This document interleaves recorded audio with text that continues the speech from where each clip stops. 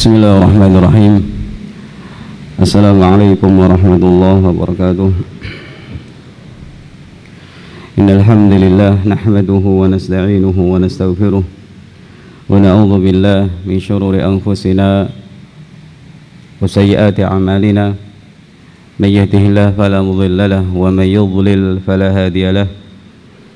وأشهد أن لا إله إلا الله وحده لا شريك له وأشهد أن محمدا عبده ورسوله يا أيها الذين آمنوا اتقوا الله حق تقاته ولا تموتن إلا وأنتم مسلمون يا أيها الناس اتقوا ربكم الذي خلقكم من نفس واحدة وخلق منها زوجها وبث منهما رجالا كثيرا ونساء واتقوا الله الذي تساءلون به والأرحام إن الله كان عليكم رقيبا يا أيها الذين آمنوا اتقوا الله وقولوا قولا سديدا يصلح لكم أعمالكم ويغفر لكم ذنوبكم ومن يطع الله ورسوله فقد فاز فوزا عظيما أما بعد أيها الحاضرون رحمكم الله تعالى.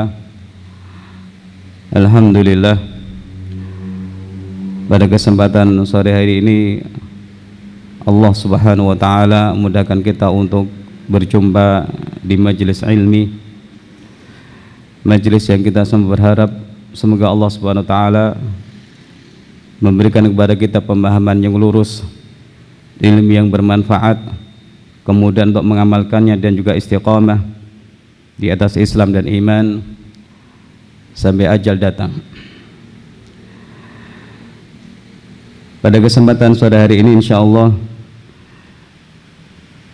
kita akan membahas bersama tentang 3 keistimewaan atau 3 karakteristik hidayah-hidayah atau petunjuk-petunjuk yang ada dalam Al-Quranul Karim.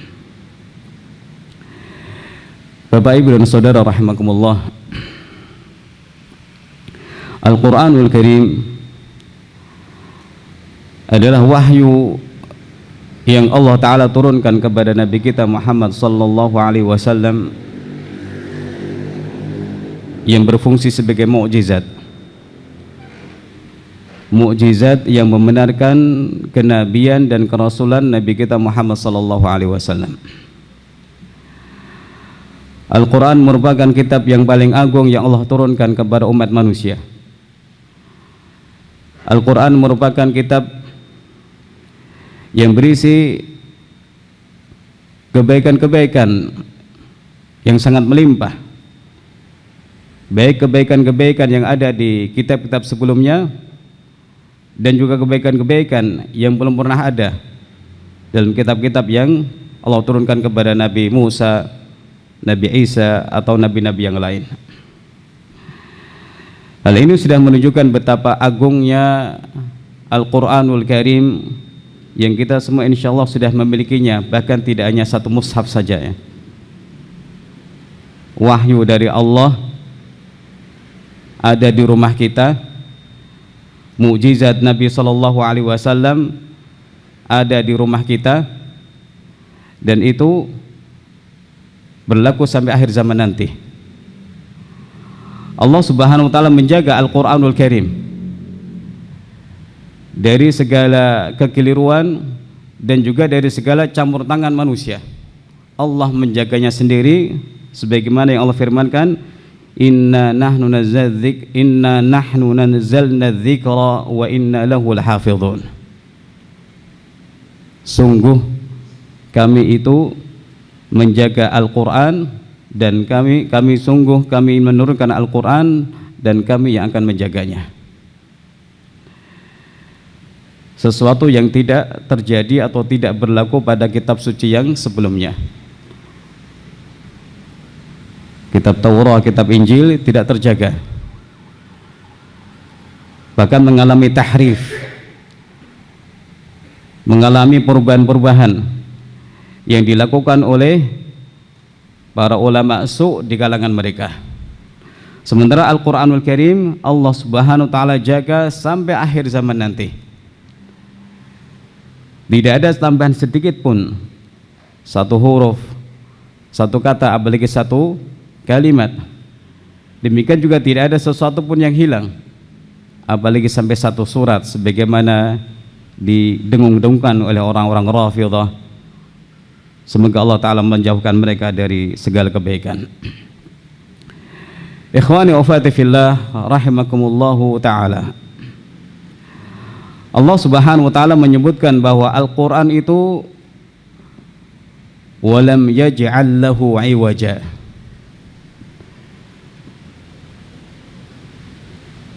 Jadi Allah di awal surah Al-Kahfi memuji dirinya karena telah menurunkan Al-Quran kepada hambanya Muhammad sallallahu alaihi wasallam. Kemudian Allah berfirman walam yaj'al lahu iwaja, dan Allah tidak mengadakan pada Al-Quran iwajan, sedikit pun jenis kebengkokan. Tidak ada sedikit pun yang namanya kebengkokan dalam kitab suci kita Al-Quranul Karim. Syekh Muhammad Amin Syanqiti rahimahullah ta'ala dalam kitab beliau Adwa'ul Bayan menyampaikan di sini umum ya, karena disebut iwajan nakirah, maka tidak ada sedikit pun kebengkokan dalam Al-Quranul Karim, entah dalam sisi bahasa atau makna.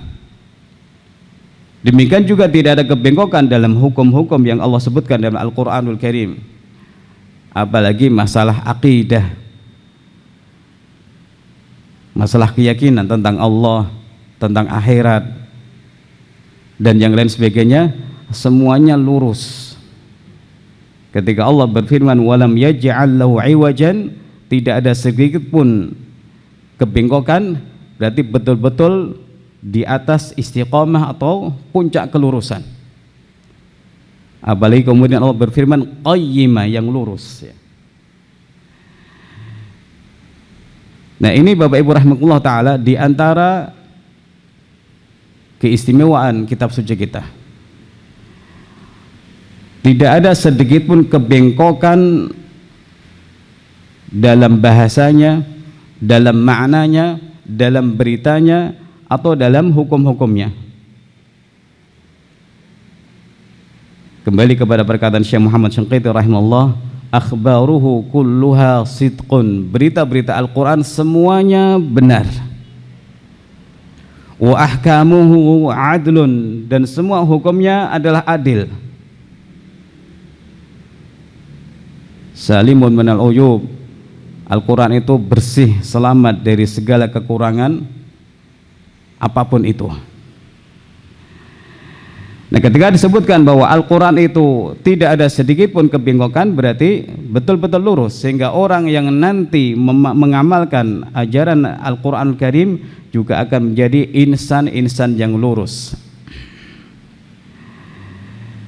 Ikhwani wa akhwati fillah rahimakumullahu ta'ala,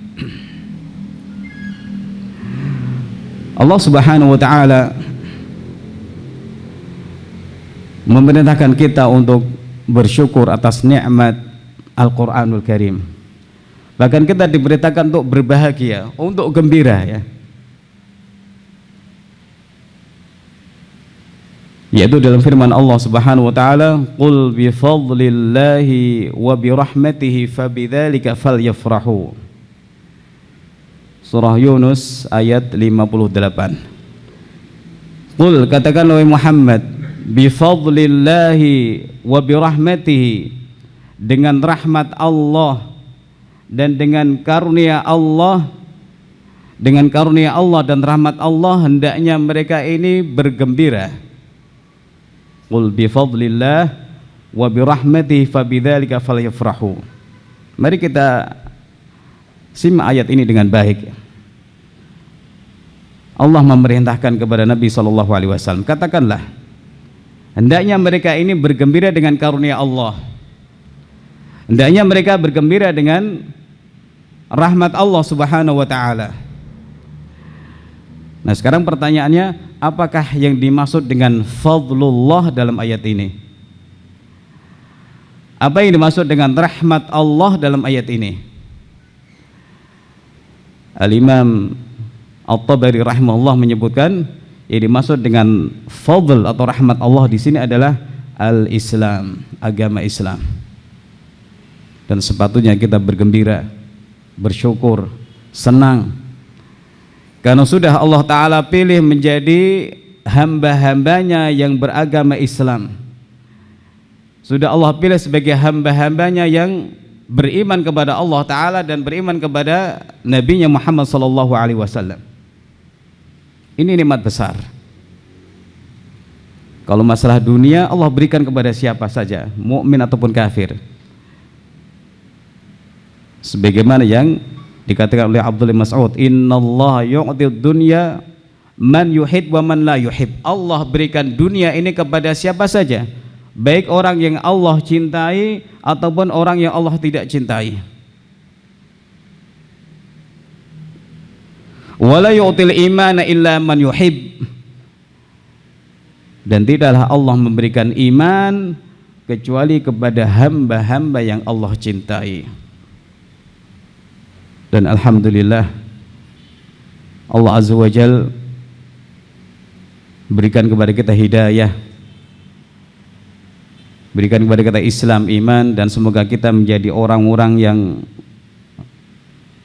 betul-betul menyadari betapa mahalnya nikmat hidayah ini, betul-betul menghargai betapa istimewanya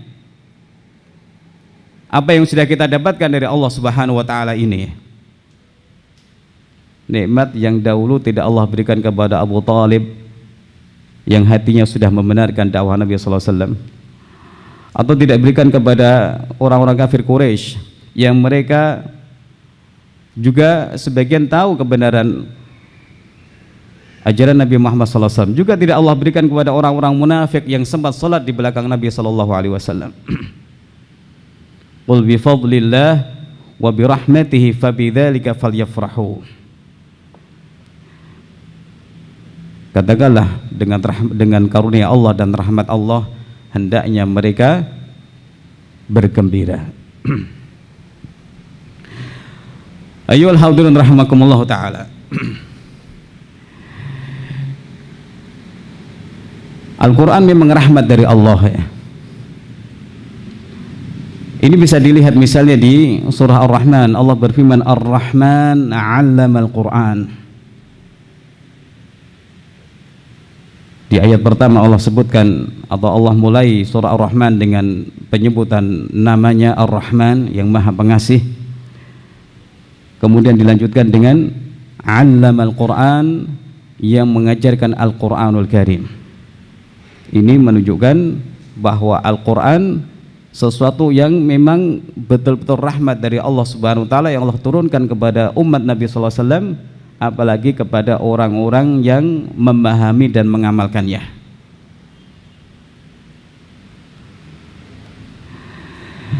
Al-Imam Ibnu Katsir rahimahullah taala ketika beliau menafsirkan 5 ayat pertama surah Al-Alaq, beliau menyampaikan statement tentang 5 ayat pertama surah Al-Alaq. Kata beliau, wa hadhihi awwalu rahmatin rahimallahu biha ibadahu. 5 ayat ini adalah rahmat pertama yang Allah rahmati hamba-hambanya dengannya. Wa awwalu ni'matin an'amallahu biha alaihim, dan nikmat pertama yang Allah berikan kepada mereka.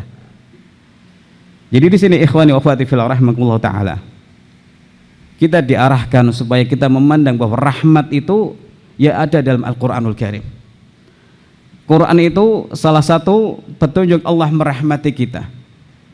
Betul, kita ini alhamdulillah dapat oksigen, alhamdulillah itu rahmat.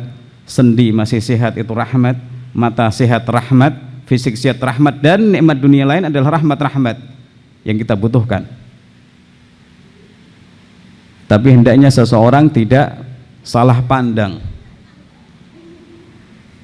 Hendaknya dia memiliki pemahaman yang lebih lurus terkait rahmat, bahwa kita itu betul-betul butuh rahmat dari Allah Subhanahu wa Ta'ala, dan rahmat itu ada dalam Al-Quran, yaitu petunjuk-petunjuk Allah Subhanahu wa Ta'ala. Masih dari Imam Ibnu Katsir rahimahullah, ketika beliau menafsirkan ayat al-yauma akmaltu lakum dinakum al-ayah, beliau menyampaikan hadhihi akbarun ni'ami ala hadhil ummah. Ini adalah nikmat yang paling besar yang Allah curahkan kepada umat Nabi Muhammad sallallahu alaihi wasallam. Apa itu? Kesempurnaan agama.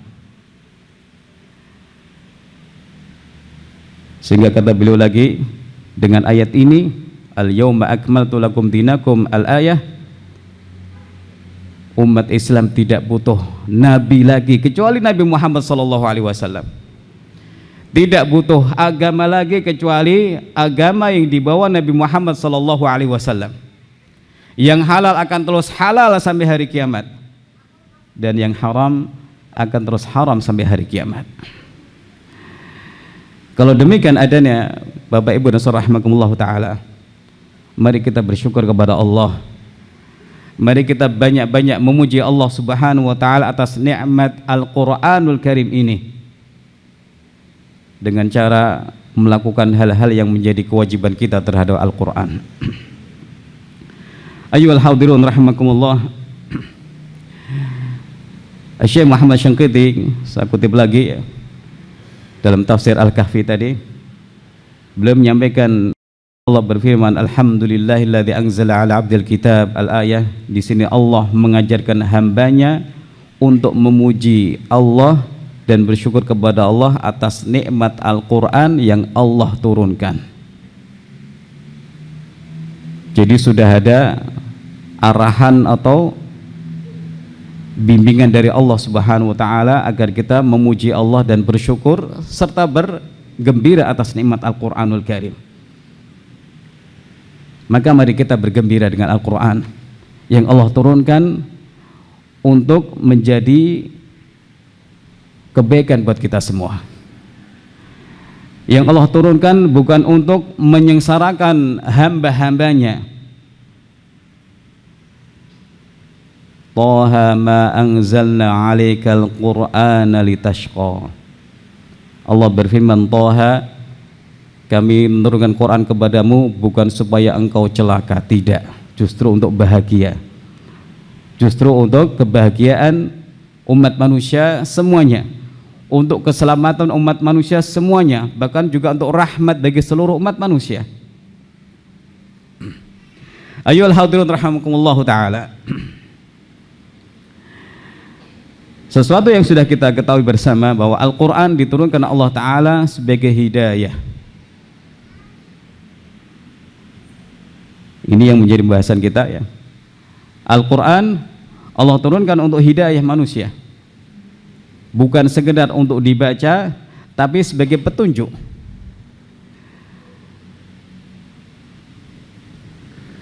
Sebagai rambu-rambu. Allah Ta'ala berfirman, qad ja'akum minallahi nur wa kitabun mubin yahdi bihillahu man ittaba'a ridwanahu subulas salam wa yukhrijuhum minadh dhulumati ilan nuri biidnih wa yahdihim ila siratim mustaqim. Dalam surah Al-Maidah 15-16 ini Allah berfirman, qad ja'akum, sungguh telah datang kepada kalian dari Allah nurun, cahaya, dan kitab yang menjelaskan. Dengan kitab ini Allah Ta'ala memberikan petunjuk orang-orang yang mengikuti keridhaannya menuju jalan keselamatan. Dengan kitab ini pula Allah Subhanahu wa Ta'ala mengeluarkan mereka dari kegelapan menuju cahaya dengan izinnya. Wa yahdihim ila siratim mustaqim, dan menunjuki mereka menuju jalan yang lurus. Salah satu ayat yang bicara tentang fungsi Al-Quranul Karim sebagai hidayah menuju jalan keselamatan, agar orang nanti selamat dari kegelapan menuju cahaya yang terang benderang. Dan Allah dengan Al-Quran ini akan memberikan hidayah manusia kepada jalan yang lurus, bukan ke kanan atau ke kiri, tapi jalan yang lurus. Cuma satu ya, Karena kebenaran itu cuma satu, tidak berbilang, yang datang dari Al-Quranul Karim atau yang dibawa Nabi Muhammad sallallahu alaihi wasallam. Dalil yang lain tentang Al-Quran diturunkan sebagai hidayah, ayat yang insya Allah sudah kita hafal semua, Alif Lam Mim Dzalikal kitabu la raiba fihi hudal lil muttaqin.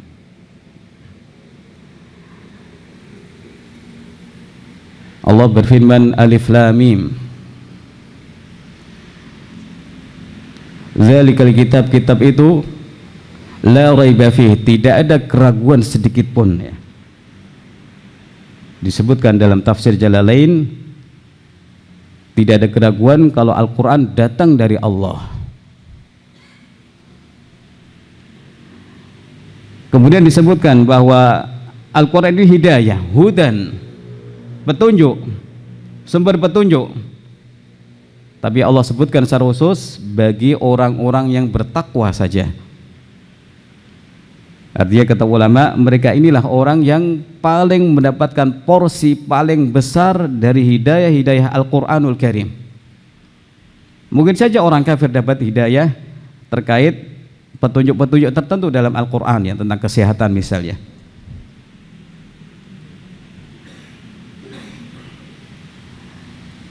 Tapi golongan yang betul-betul mendapatkan hidayah Al-Quran sehingga kemudian selamat dunia akhirat adalah orang-orang bertakwa. Atau disebutkan dalam ayat yang lain, orang-orang mukmin, qul huwalil ladzina amanu huda wa shifa. Katakanlah, Al-Qur'an itu hidayah dan penyembuh bagi orang-orang yang beriman. Hidayah dan penyembuh.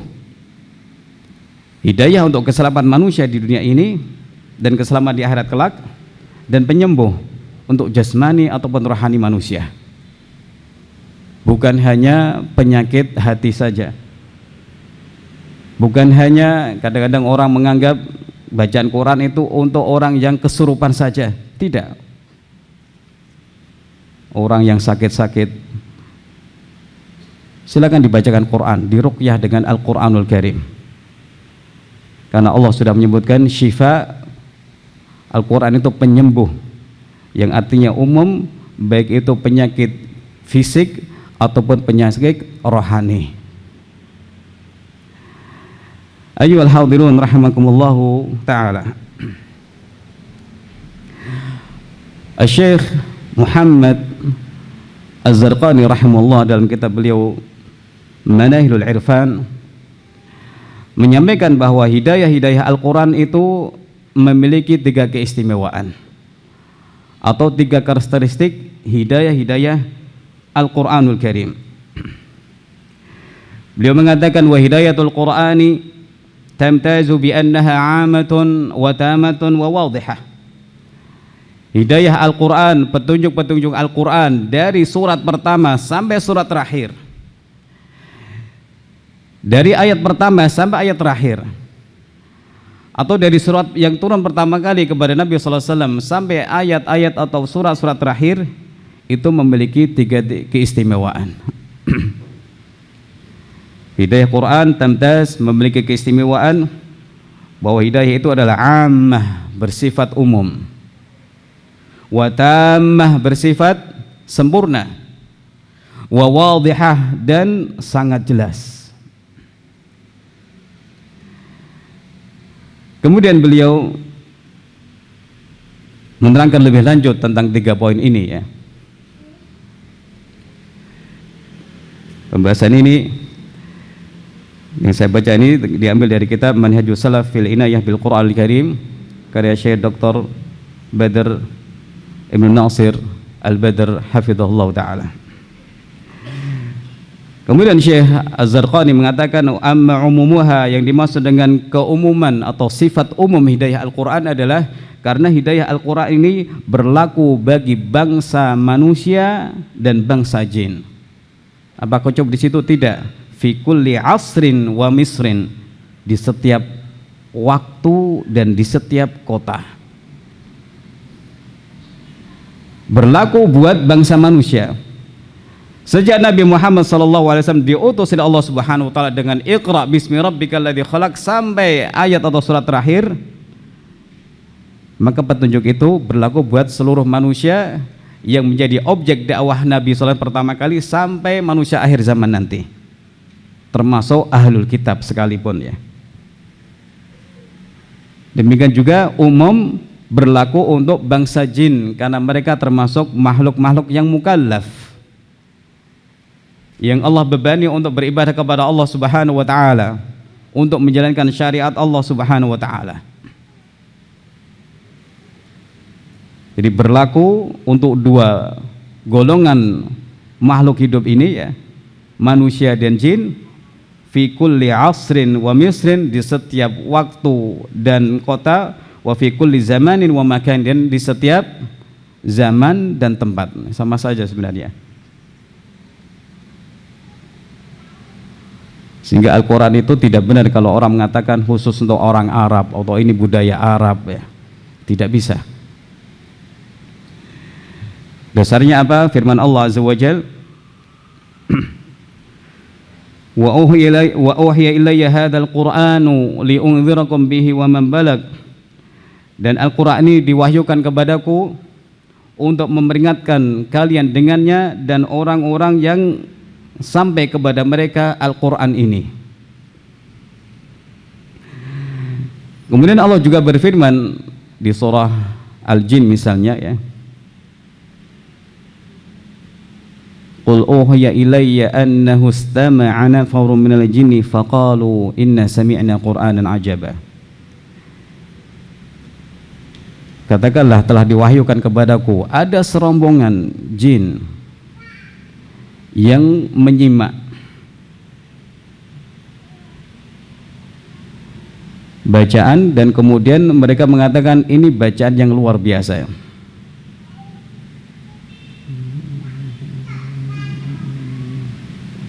Mereka berkomentar dengan komentar yang luar biasa.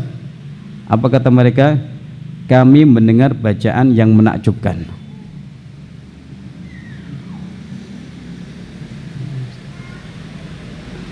Bacaan yang menakjubkan. Kemudian apa kata mereka? Yahdi ila rusydi, yang mengantarkan atau menunjukkan kepada ar-rusyd, jalan yang lurus. Lalu respon mereka bagaimana? Fa'amanna bih, kami kemudian beriman. Mendengar kemudian takjub, dan mereka faham bahwa Quran itu mengantarkan kepada jalan yang lurus. Lalu mereka langsung beriman kepada Al-Quran Karim. Atau di ayat yang lain Allah Subhanahu wa taala mengabarkan bahwa Allah mengarahkan serombongan jin untuk menyimak bacaan Quran Nabi sallallahu alaihi wasallam. Ketika mereka tahu Nabi sallallahu alaihi wasallam membaca Quran, mereka mengatakan qalu ansitu,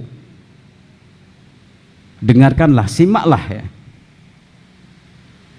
Selesai membaca, mereka mendapatkan manfaat dan kemudian pulang sebagai mungdzirin, sebagai orang-orang yang memperingatkan kaumnya. Bapak Ibu rahimakumullah taala. Al-Imam Al-Qurtubi rahimahullah taala berbicara tentang ayat kedua tadi ya. Beliau menyampaikan bahwa ayat ini taubih, sebenarnya celaan kepada orang kafir Quraisy. Sudah mendengar Al-Quran tapi tidak mendapatkan manfaat. Sementara rombongan jin yang Allah arahkan untuk menyimak bacaan Nabi SAW, mereka langsung mendapatkan manfaat. Kalau di surah jin mereka langsung beriman. Di surah Al-Qaf ini mereka mendapatkan manfaat dan kemudian menyampaikan berita peringatan pada kaumnya.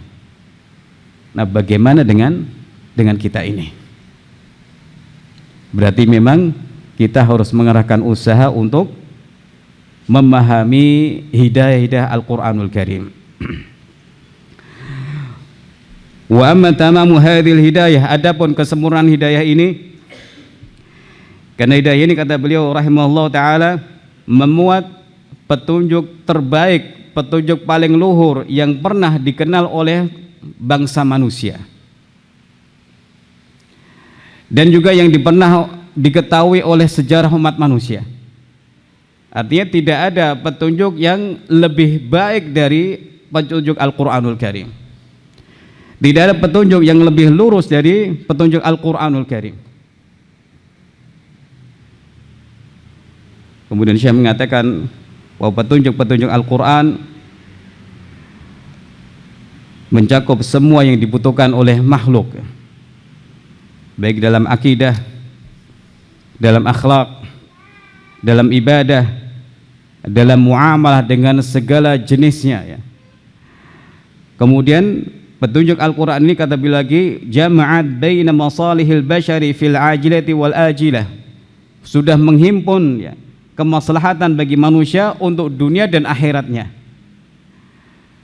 Juga sudah mengatur hubungan manusia dengan Allah Ta'ala dan mengatur hubungan manusia dengan sesama atau dengan lingkungannya.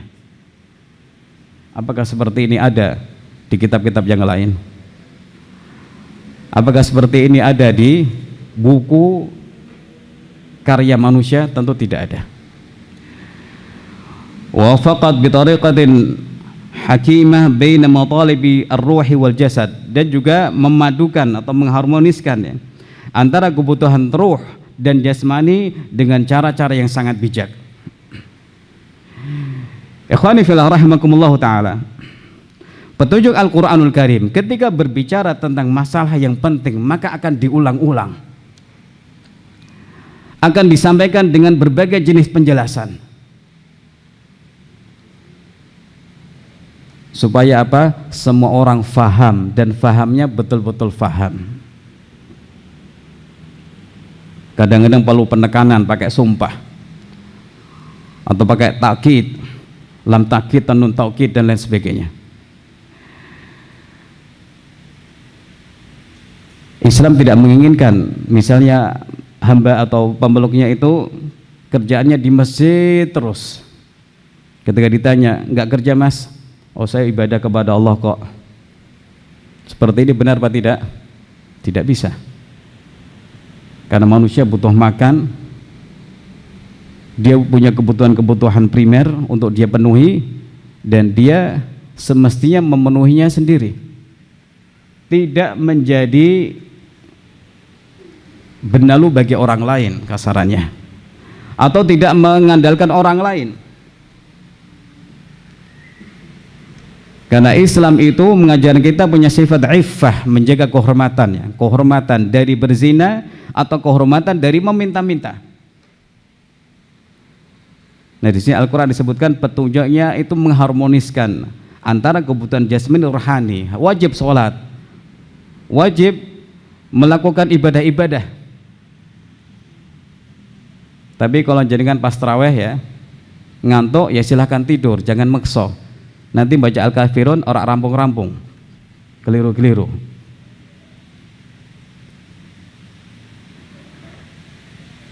Bukankah dahulu Nabi SAW mencela 3 orang sahabat yang mengatakan, saya akan puasa terus, nggak pernah tidak puasa. Saya akan sholat malam suntuk, tidak tidur. Saya tidak akan nikah. Nabi kemudian menegur mereka semua.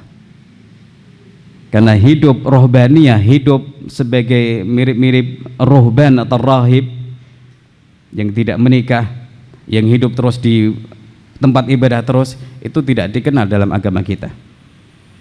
Nah, silakan lihat para sahabat, mereka hamba-hamba Allah yang berdiri melakukan qiyamul lail, siang hari mereka bekerja, siang hari mereka mujahid fisabilillah.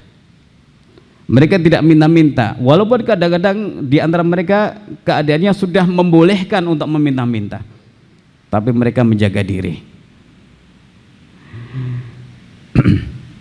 Kemudian ikhwani fillah rahimakumullah ta'ala, wa amma wudhu hadhil hidayah, adapun jelasnya hidayah ini, kata Syekh,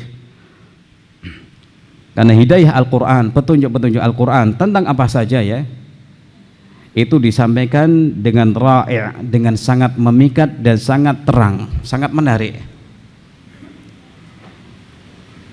muassir, mendatangkan pengaruh yang mendalam bagi orang yang menyimaknya. Masalah tauhid, masalah hari akhir, masalah kebangkitan setelah seseorang meninggal nanti, Allah jelaskan dengan penjelasan yang luar biasa sehingga orang itu akalnya bisa menerima. Jadi dalam Al-Quranul Karim, akal manusia yang masih sehat itu yukhatab, diajak bicara, diajak komunikasi.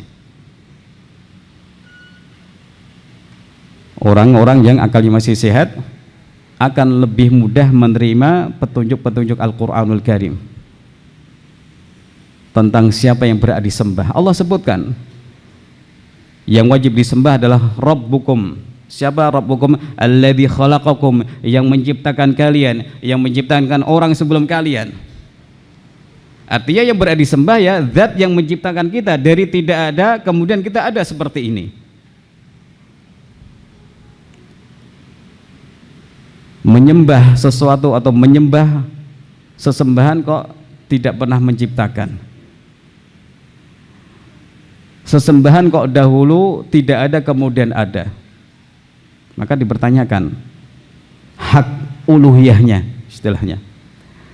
Sesembahan kok lemah, sesembahan kok tidak bisa bicara. Karena itulah Nabiullah Ibrahim alaihissalam ketika ingin menggugah kesadaran ayahnya, kenapa kamu menyembah batu? Apa kata beliau? Ya abati lima ta'budu ma la yasma'u wa la yubsiru wa la yughni 'anka syai'a. Wahai ayahku, panggilan dengan panggilan yang sangat hormat karena beliau ingin bapaknya dapat hidayah. Wahai ayahku, kenapa engkau menyembah sesuatu yang tidak bisa mendengar sementara engkau bisa mendengar, tidak bisa melihat sementara engkau justru bisa melihat, dan tidak bisa berbuat apa-apa untuk menolongmu?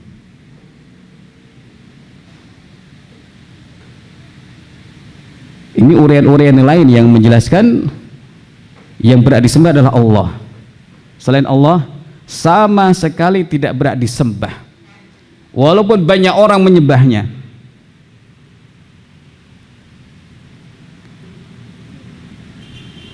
Karena selain Allah adalah makhluk, karena selain Allah adalah dhaif, lemah, karena selain Allah adalah fakir, tidak punya apa-apa. Ini diantara cara Allah Subhanahu wa Ta'ala menerangkan masalah uluhiyah, bahwa dialah Allah satu-satunya berhak disembah. Ada perintah untuk menyembah, kemudian disampaikan alasannya. Ada larangan menyekutukan Allah, kemudian disampaikan alasannya.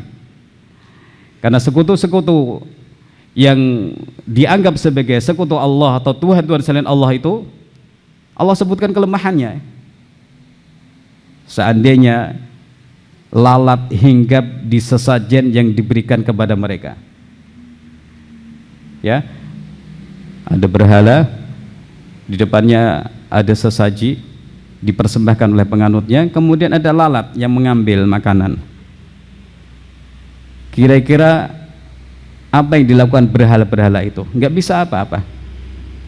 Wa iyyaslubhumudz dzubabu syai'an la yastanqidhuhu min. Ketika dzubab, seekor lalat ini mengambil sesuatu dari apa yang dipersembahkan ke mereka, mereka enggak bisa mengambil, enggak bisa ngejar. Kenapa ya? Karena memang benda mati. Atau kalau itu makhluk hidup ya lemah, tidak bisa mengalahkan kecepatan lalat ya. Dha'ufal talib wal matlub, telah lemah yang meminta dan yang diminta. Ini gambaran haqarah, gambaran rendahnya, nistanya sesembahan-sesembahan selain Allah Subhanahu wa Ta'ala. Allah jelaskan dengan sejelas-jelasnya supaya orang faham, walaupun tidak punya ijazah sekolah tinggi, orang faham tauhid itu ya hanya menyembah kepada Allah. Syirik itu memberikan kekhususan kepada selain Allah, atau memberikan selain Allah kekhususan yang dimiliki Allah Subhanahu wa Ta'ala.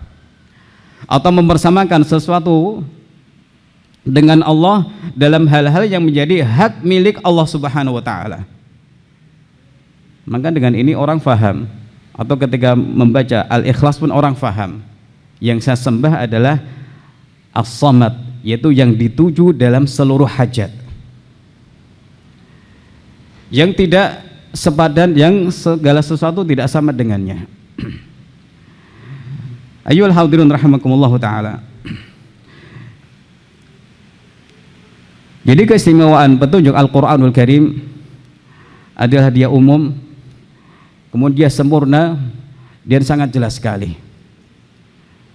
Nah, semakin orang itu belajar tafsir Al-Qur'anul Karim, dia akan mendapati manfaat-manfaat yang banyak yang Allah sebutkan dalam Al-Qur'anul Karim. Entah berkaitan dengan tauhid, berkaitan dengan akhlak, berkaitan dengan muamalah atau yang lain sebagainya. Ikhwani wa akhwati fillah rahimakumullah. Jadi Al-Qur'anul Karim diturunkan untuk petunjuk buat kita semua, dan yang namanya petunjuk tidak mungkin bisa kita laksanakan, tidak mungkin bisa kita kerjakan kecuali dengan mempelajari petunjuk-petunjuk tersebut. Tidak mungkin bisa kita amalkan kecuali dengan mempelajarinya.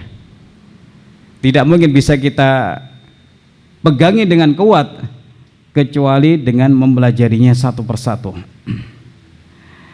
Nah, kemudian bagaimana cara seseorang bisa mengais atau memetik petunjuk-petunjuk tersebut?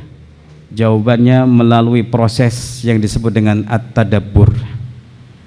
Proses tadabbur, merenungi, menghayati, kemudian melihat-lihat kembali ayat-ayat Al-Qur'anul Karim. Ini yang akan menjadi jalan seseorang mendapatkan hidayah-hidayah Al-Qur'anul Karim. Jalan seseorang untuk memahami hidayah Al-Qur'anul Karim, yaitu melalui jalan at-tadabbur. Ikhwani wa akhwati fillah rahimakumullahu ta'ala. Allah Subhanahu wa ta'ala menerangkan dalam surah Shad ayat 29 tujuan tentang diturunkannya Al-Qur'an. Allah berfirman, kitabun anzalnahu ilaika mubarakul liyadabbaru ayatihi waliyatadzakkar ulul albab. Surah Shad ayat 29, kitabun anzalnahu ilaik, kitab yang telah kami turunkan kepada engkau, mubarak, yang penuh berkah. Apa maksud penuh berkah? Fihi khairun katsir wa ilmun ghazir, kata Syekh Sa'di rahimahullah. Di dalam Al-Qur'anul Karim ada kebaikan yang banyak sekali, ada ilmu yang melimpah, ada juga hidayah sehingga seseorang kemudian selamat dari kesesatan, ada juga syifa, penyembuh dari segala penyakit. Nah, dalam Al-Quran, kata beliau lagi Syekh Sa'di rahimahullah, ada hukum yang dibutuhkan manusia. Ini diantara makna mubarak. Kebaikan Al-Quran itu banyak sekali, sehingga orang yang belajar Al-Quran, yang mengamalkan Al-Quran, maka akan menjadi orang yang baik dan penuh barakah. Karena itulah Nabi SAW bersabda, khairukum man ta'allama Al-Quran wa 'allamah. Kebaikan itu sudah mulai ketika orang belajar Al-Quran, walaupun belajar bacaannya saja sudah dapat kebaikan, bahkan menjadi salah satu golongan yang terbaik. Karena apa? Mempelajari sesuatu yang terbaik. Al-Quran kitab yang terbaik.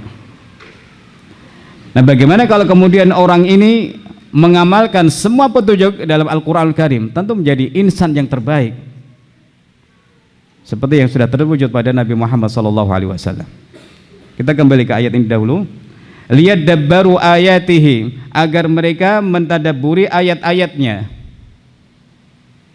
Kalimat inilah yang dikatakan oleh Syekh Sa'di rahimahullah sebagai hikmah diturunkannya Al-Qur'anul Karim, agar orang-orang mentadabburi ayat-ayat Al-Qur'anul Karim. Sebab dengan tadabbur orang akan faham, kemudian menghayati, meresap ke hati, dan lalu bisa mengamalkan petunjuk-petunjuk Al-Quranul Karim. Dibaca pertama sekali, kedua, ketiga, dilihat lagi, diingat-ingat lagi, dibaca di luar sholat atau di dalam sholat. Waliyatadzakkaru ulul albab, dan agar orang-orang yang cerdas itu mengambil peringatan darinya. Ayyuhal hadirin rahimakumullah. Ayat yang mulia ini setidaknya memuat 3 pelajaran ya. Yang pertama, ada anjuran untuk tadabbur, dorongan untuk tadabbur. Jadi kalau kita sedang baca Quran, alhamdulillah, itu kebaikan yang banyak, karena 1 huruf 10 hasanah. Orang membaca qul a'udzu itu sudah 60 hasanah. Tapi Allah sudah menyampaikan inna hadzal qur'ana yahdi lillati hiya aqwam. Sungguh Quran ini menunjuki ke jalan yang paling lurus. Berarti apa? Tidak boleh orang sudah merasa cukup dengan baca Quran saja, selesai. Ketika sudah membaca Quran, seolah-olah kewajibannya terhadap Quran sudah selesai. Tidak. Memang betul kita diperintahkan untuk baca Quran, tapi bukan itu tujuan diturunkannya Al-Quranul Karim. Tujuan diturunkan Quran adalah untuk hidayah, dan hidayah itu jalannya melalui tadabbur. Makanya kata Syekh Sa'di rahimahullah, pelajaran pertama dari ayat surat Shad ini 29 ini seruan atau ajakan untuk tadabbur. Jadi mari kita baca ayat Al-Quran berulang-ulang. Setelah kita fahami tafsirnya melalui seorang guru atau melalui buku tafsir, kita baca di dalam sholat ataupun di luar sholat. Atau di zaman sekarang ya, sholat tarawih atau sholat tahajud, mungkin bisa seseorang dengan membaca 1 ayat diulang-ulang, sehingga dengan demikian orang bisa sholat dengan berdiri yang lama. Karena apa? Dia bacanya berulang-ulang. Nah, Imam Nawawi rahimahullah ta'ala sudah menyampaikan ada banyak hadis yang memerintahkan kita tadabbur, dan juga ada banyak riwayat dari salafus saleh, mereka ini sholat malam dengan baca 1 ayat diulang-ulang dengan tadabbur. Al-Fatihah, kemudian 1 ayat dibaca dengan tadabbur. Kira-kira pahalanya banyak apa tidak, Pak? Sama banyaknya. Kita 1 jam baca 1 juz misalnya, anggap saja seperti itu supaya mudah. Kemudian 1 orang yang lain sama-sama baca 1 ayat dalam kurun waktu 1 jam juga, kurang lebih nanti pahalanya sama. Kenapa? 1 jam yang ini baca untuk dipakai untuk membaca Quran, yang ini dibaca untuk sama-sama baca Quran. Hanya saja ini baca saja, ini baca 1 ayat tapi diulang-ulang untuk tadabbur supaya petunjuknya meresap ke hati. Nah, kemudian pelajaran kedua dari ayat ini, bahwa tadabbur Al-Quran itu termasuk ibadah yang afdol. Maka jangan pernah seseorang itu merasa bosan baca Quran berulang-ulang, baca surat berulang-ulang, dan juga jangan sampai orang itu meremehkan orang lain yang bacaannya itu-itu saja ya. Mungkin bacaannya itu-itu saja, tapi dia sudah bisa memetik petunjuk-petunjuknya. Kalau menurut Syekh bin Baz dalam Ad-Durusul Muhimmah li'amadul ummah, level pertama yang sepatutnya kita pelajari dari Quran adalah Al-Fatihah, kemudian An-Nas sampai Az-Zalzalah. Itu level basicnya. Pelajari cara bacanya yang baik dan benar, kemudian pelajari tafsirnya yang ringkas. Level pertamanya itu, Pak, Bu. Setelah itu lanjutkan sendiri. Karena apa kata beliau? Karena ayat ini ya ayat-ayat atau surat-surat yang paling banyak dibaca oleh imam ya. Maghrib bacaannya itu, Isya juga tidak lepas dari itu, kadang-kadang juga subuh juga tidak lepas dari itu. Nah, kalau orang sudah faham An-Nas, Al-Falaq dan seterusnya, maka dia akan dapatkan manfaat dari mendengar bacaan imam yang dia dengar dari sholat-sholat 5 waktu itu atau di sholat fardunya ya.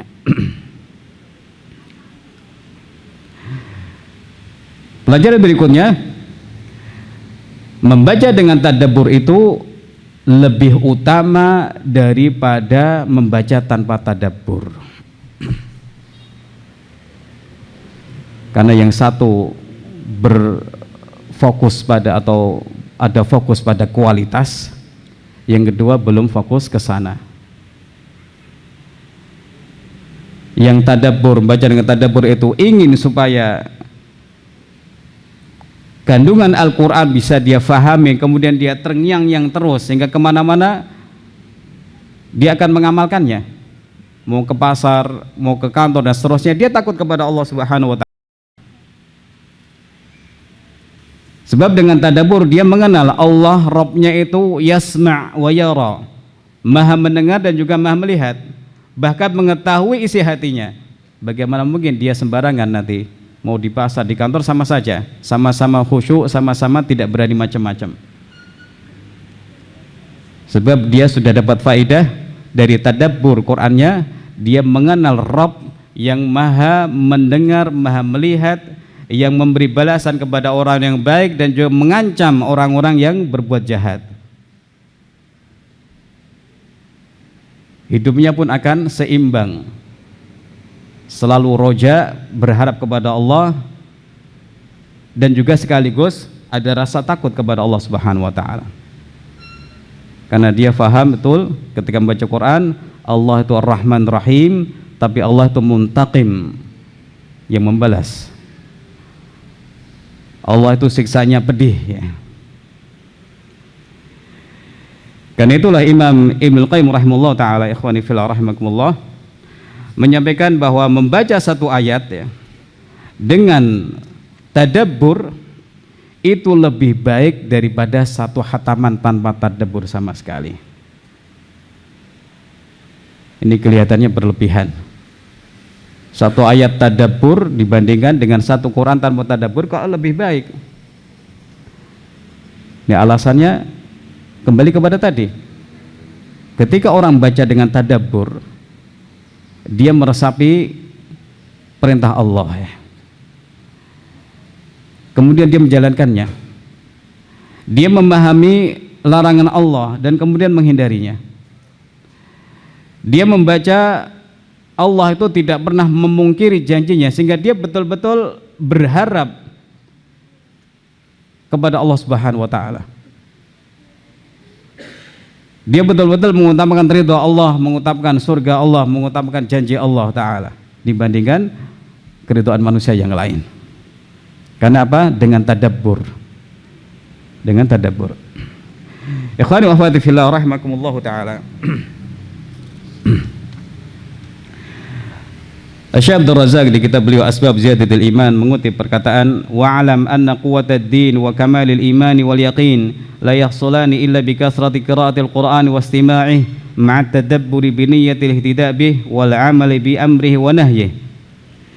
Ketahuilah bahwa kekuatan agama, kekuatan akidah seseorang, kesempurnaan iman seseorang dan kesempurnaan yakinnya seseorang itu tidak terwujud kecuali dengan banyak-banyak membaca Al-Quran dan banyak-banyak menyimak Al-Quranul Karim, tapi dengan catatan ma'at tadabbur, disertai dengan tadabbur. Bukan sekedar banyak baca saja, bukan sekedar banyak mendengar saja, tapi banyak membaca, banyak mendengar disertai dengan tadabbur, merenungi, menghayati, membaca kembali, melihat kembali apa yang sudah dibaca dan apa yang sudah difahami. Biniyatil ihtida'i bihi, kemudian dia berniat untuk mendapatkan hidayah dari Al-Quran tersebut ya. Wal amali bi amri wa nahyi, dan juga diniati untuk mengamalkan perintah dan larangannya.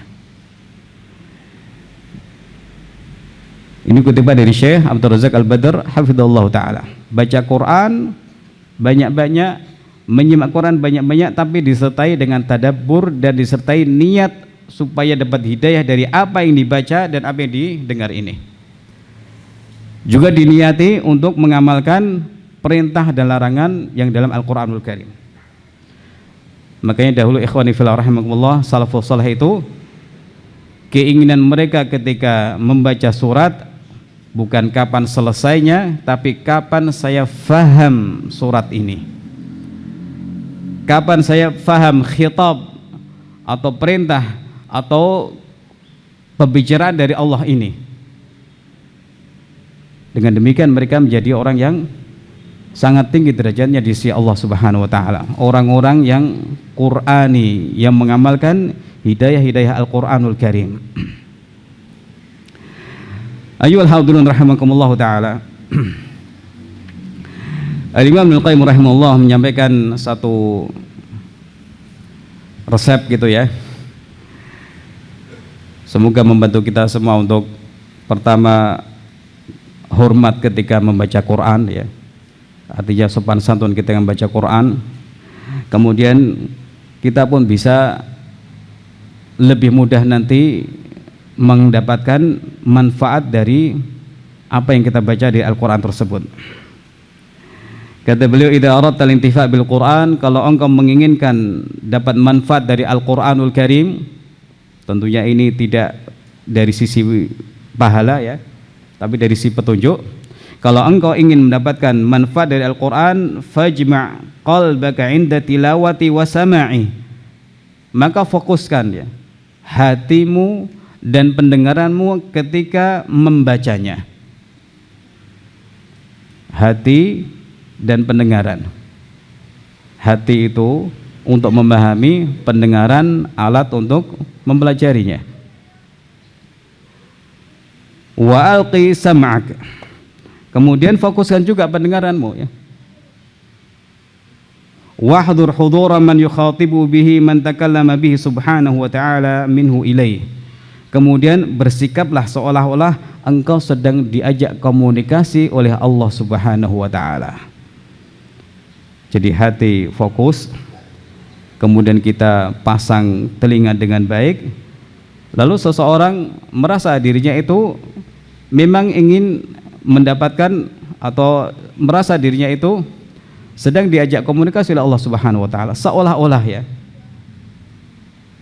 Ketika orang membaca ya ayyuhalladzina amanu, saya kan beriman, berarti saya harus mendengarkan ini. Ya ayyuhan nas, saya kan manusia, berarti saya harus mendengarkannya ini. Atau wala taqrabuz zina, janganlah engkau mendekati zina, berarti dia merasa ini khitab ini ya, arah pembicaraan ini terarah kepada saya, bukan kepada yang lain. Dengan ini nanti seseorang akan lebih mendapatkan manfaat yang banyak sekali dari bacaan Quran yang dia bacanya. Tentunya setelah seseorang itu memahami makna-makna ringkas dari yang dia baca. Kalau tidak paham ya tetap susah nanti. Sebab masalah pahala bukan pembahasan kita sekarang ini. Yang dibahas adalah Quran diturunkan sebagai petunjuk, dan petunjuk itu harus dipahami supaya seseorang bisa mengamalkan petunjuk tersebut. Tidak perlu seperti yang dilakukan oleh orang-orang membeli stiker Al-Quran ya. Al-Quran is my way of life misalnya, tempel di pintu rumah atau di mobil atau yang lain. Cukuplah kita bangga dengan hati kita dengan Al-Quranul Karim, kemudian berusaha keras untuk memahami ayat-ayat Al-Quranul Karim sedikit demi sedikit di majelis ini atau melalui fasilitas-fasilitas yang ada ya, yang sekarang ini mudah sekali ya, menyimak tafsir Al-Quran dari guru-guru atau dari syekh-syekh melalui alat yang kita miliki. Kemudian ikhwani wa akhwati fillah rahimakumullah taala, mari kita contohkan beberapa ayat ya yang berisi petunjuk-petunjuk Al-Quranul Karim ya. Yang pertama tentang perintah untuk taat kepada Allah Ta'ala dan taat kepada Rasulullah SAW secara mutlak, yang disebutkan oleh sebagian ulama ada 30-an ayat yang memerintahkan kita untuk taat kepada Allah dan taat kepada Rasulullah SAW. Di antaranya adalah firman Allah, wa athi'ullaha wa athi'ur rasula la'allakum turhamun. Sebuah petunjuk, bahkan sebuah perintah dari Allah Subhanahu wa taala. Dan taatilah Allah dan taatilah Rasul, kalian pasti dapat rahmat.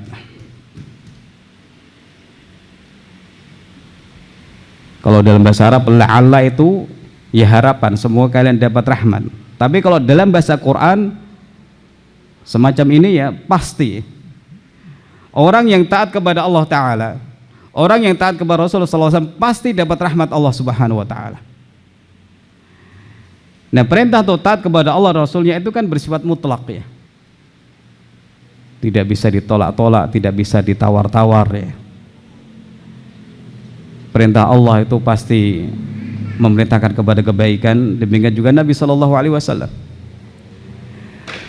Perintah Allah itu pasti mendatangkan kemaslahatan bagi kita di dunia akhirat, dan melanggarnya pasti akan resikonya tinggi di dunia dan akhirat ya. Memang berat taat kepada Allah Rasulnya, tapi itulah ujian buat hamba-hamba Allah yang beriman di dunia ini.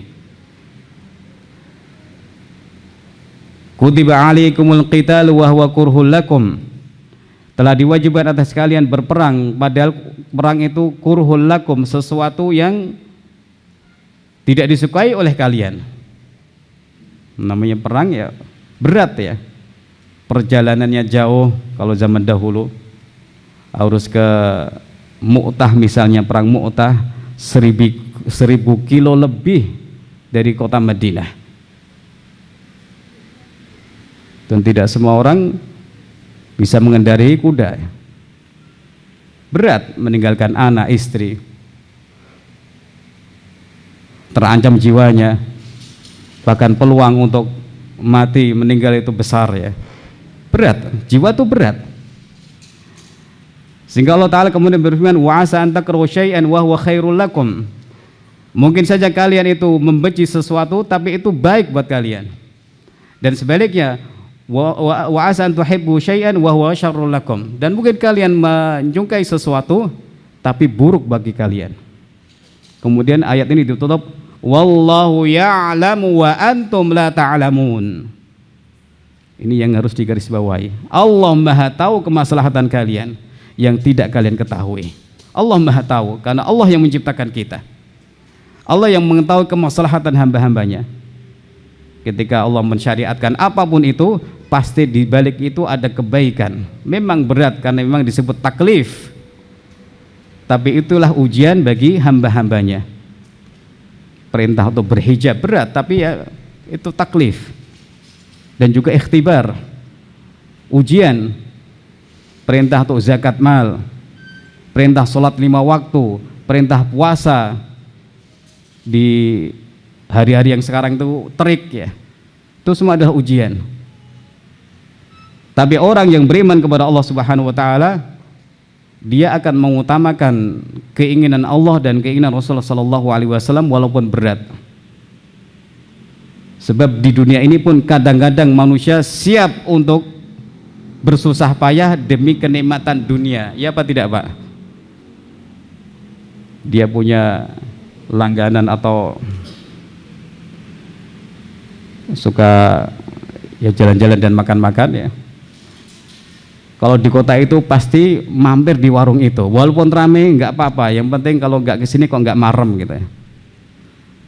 Capek nunggu, bosan, tapi demi kenikmatan bisa makan di warung tersebut atau nasi apa gitulah. Kalau di sini nasi gandul, nggak apa-apa, yang penting saya bisa menikmati itu. Ya namanya pengen enak ya, pasti capek-capek. Ini kan sesuatu yang logis dalam masalah dunia, dan orang tidak bisa protes, oh, masalah nasi aja kok gitu, yang penting kan wareg. Oh kamu belum tahu kenikmatan itu kan gitu kan.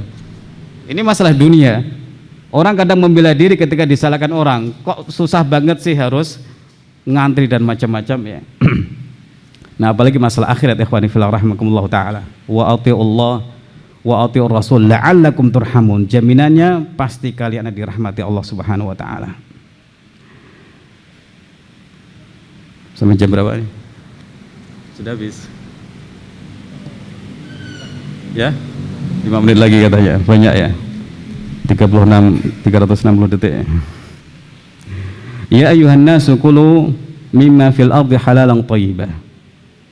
Wahai manusia, makanlah dari ada di bumi ini dalam keadaan halal dan thayyib. Halal dan thayyib. Nah, menurut tafsir Sa'di rahimahullah, halal itu ya yang cara mendapatkannya dibenarkan syariat. Dengan jual beli misalnya ya. Sementara thayyib adalah zatnya itu halal, bukan barang yang diharamkan oleh syariat, bukan barang najis, bukan barang yang mendatangkan bahaya. Nah, perintah Allah Subhanahu wa taala, makanlah dari yang ada di bumi ini dalam keadaan yang halal dan yang baik-baik. Maka jangan pernah seseorang itu mencari-cari yang haram, karena perintah Rabbnya untuk mencari yang halal-halal walaupun berat, tapi itu perintah syariat. Dan pelanggaran seseorang dengan melakukan yang haram ketika mencari penghidupan tidak akan menambah rezekinya, justru akan membuat kehidupannya sengsara dan rezekinya atau uang yang didapat itu tidak barokah ya. Nah, di zaman dahulu dikalakan salafus saleh atau dikatakan oleh Imam Sufyan Ats-Tsauri rahimahullah, ada perkataan kasbul halal amalul abtal. Mencari yang halal itu adalah aktivitas para kesatria, Pak. Karena memang berat, ujiannya berat. Di zaman orang suka sokok dan seterusnya ya, ada sebuah pernyataan, orang itu menganggap halal kapan? Kalau sudah sampai ke tangan saya halal, Pak.